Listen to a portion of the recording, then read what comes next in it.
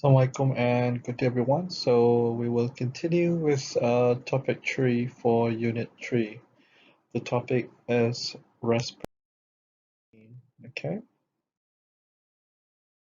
The specific learning outcomes for this is describing the importance of control measures to contain respiratory secretions to prevent droplet and contact transmission of respiratory infections. So this is uh, pretty much relevant to our current situation due to pandemic of COVID-19. So this is one of the most important factor that people are talking right now. Okay. Number two is distinguish an appropriate guideline based on scientific evidence for respiratory hygiene. And number three, explain the meaning of cough etiquette and respiratory hygiene. Okay. All right. So as an introduction for this topic, respiratory infections are quite virulent and it is easily transmitted throughout a population. As you can see, the droplets or the aerosols that comes out from your mouth during sneezing or coughing can actually travel through the air for quite a distance, okay, and also can remain in the air for quite some time. So that's why in our current situation, everyone is advised to put on mask whenever you are at the open space within certain group of people, especially at the public areas. Okay. Due to the nature of respiratory diseases, pathogens are easily aerosolized, means that from the solution means it's in your saliva. When you sneeze, when you cough, it will be aerosolized and it will be spread through the air, and they are very contagious. Okay, as we're looking at the dental office or dental clinic itself, it is important for you to recognize signs and symptoms of people or patients with respiratory illness. Okay, and because this is due to close proximity in where the dentist work with the patient, and then this respiratory diseases, especially SARS or COVID-19, it can easily spread, and it will be fast spreading throughout the office in your dental clinic, and it will spread to your patients, other patients, providers, yourself, and also your staff. Okay. As an insight again, a single sneeze can send about 100,000 germs into the air. This is quite, a lot of things that we have to take care of when we do this sneeze. All right, you have to make sure that you cover your mouth, which we will discuss in cough or sneeze etiquette later. And also you know what to do before after you sneeze or you cough. Okay. Okay, the most common and contagious pathogens for respiratory infections are varicella zoster virus, coronavirus, Corynebacterium diphtheria, group A strep, Haemophilus influenza, influenza itself, Legionella, strep pneumonia, Mycobacterium tuberculosis, and pertussis. Okay, so these are the common microorganisms that can cause respiratory illness. Nowadays, we are talking about coronavirus, right? All right, let's look at this, what we call this video. Forget what you thought you knew about the right way to sneeze. Turns out the elbow sneeze releases many more germs than you may have thought. Les Trent says the smarter move is to sneeze into a tissue. We all know sneezes and coughs spread germs, but did you ever wonder how far those tiny droplets can go? Scientists at MIT have studied the distances, so we set up a similar demonstration. Instead of a natural sneeze, we used a spray bottle filled with a special fluorescent paint. Our producer suited up and wore a protective face mask. Now, no one here is sick, but out of an abundance of caution, we are going to simulate, along with producer Katie here, a sneeze and how far germs can travel when someone sneezes. Let's bring in our subject at the 4-foot mark right there. Ready? In 3, 2, 1. Achoo! Watch as those tiny neon droplets fly out in slow motion. Our producer, under a black light, is splattered. Look at this. Potential germ splatter from that sneeze all over his body. So this is why it's so important to cover up when you sneeze. Would the spray reach him from twice as far away? And we're going to simulate this sneeze now from 8 feet. Achoo!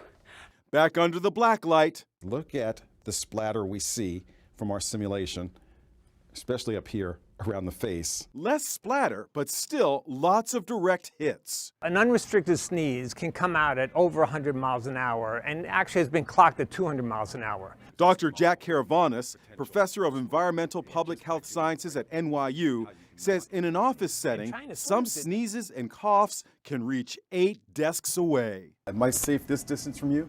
Absolutely not. How about here? Nope. Keep going. Keep going. Wow. Around there. In a quiet environment, a sneeze coming out can actually dry up and travel that distance.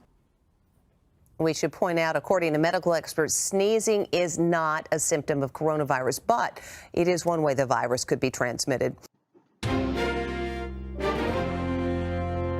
Forget what you thought you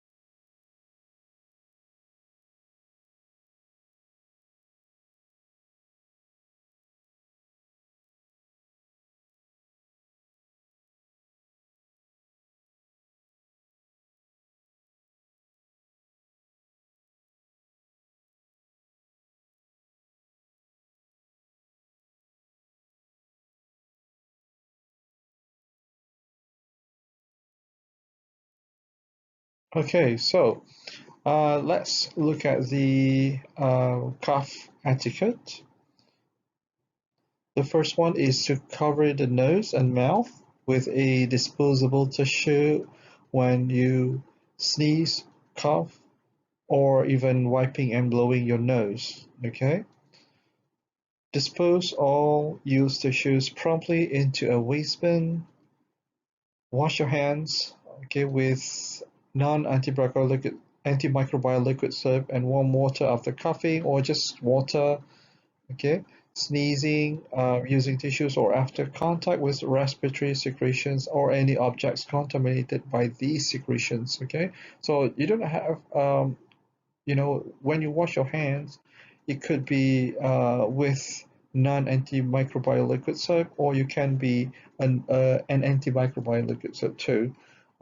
It just shows you how easy that you can wash your hands. All right. The next one is where there is no running water available or hand hygiene facilities are lacking. One may use hand wipes followed by alcohol-based hand rub, and you should wash your hand when it is available later. Okay. The next one is to keep contaminated hands away from the eyes, nose, and mouth. Means that after you sneeze, after you cough, if you don't wash it, please avoid touching the eyes, nose, and also mouth again with your hands. All right. So you need to remember those. Okay, so this is one of the posters available. This is by one of the NGOs and also APIC, the Infection Control Committee. So it just show the public how they can practice this when you cough, all right? And it's make sure that they use the tissue if available. If it is not available, you can cough or sneeze into your upper sleeve, but not the hands, okay? And then once you do that, you need to wash your hands with soap and water, preferably warm water, and then you can, or you can clean with the alcohol-based hand cleaner, and then later when the water is available, you go and wash with the water. Okay, so I think I have a video for this. Let's watch another video. According to the American Lung Association, sneezes and coughs are effective ways to get rid of foreign invaders in our bodies, like germs and pollen, but they can also spread infections when not covered up. Did you know that a cough can travel as fast as 80 kilometers per hour and expels almost 3,000 droplets? A sneeze can travel up to 160 kilometers per hour and create upwards of 100,000 droplets. Respiratory etiquette goes a long way to prevent illness from spreading through direct and indirect contact from droplets on surfaces, through the air, and cross-contamination with food or water. Stop the spread. It's as easy as sneezing or coughing into your sleeve. Here's Cassandra and Joanne to show us how. Achoo! Notice Joanne's left-handed maneuver, while Cassandra effectively uses her right elbow. Even droplets from this big sneeze are stopped in their tracks, Achoo! as Joanne makes sure her nose and mouth are deep in the fabric. The best way to catch and dispose of germ-filled droplets is with a tissue. Sneeze or cough into the tissue, blow, hold and wipe, and toss it into the trash. Remember to always wash your hands or use alcohol rub after using a tissue. Good respiratory etiquette can stop the spread of germs. Okay, so that is about the respiratory etiquette, and According to the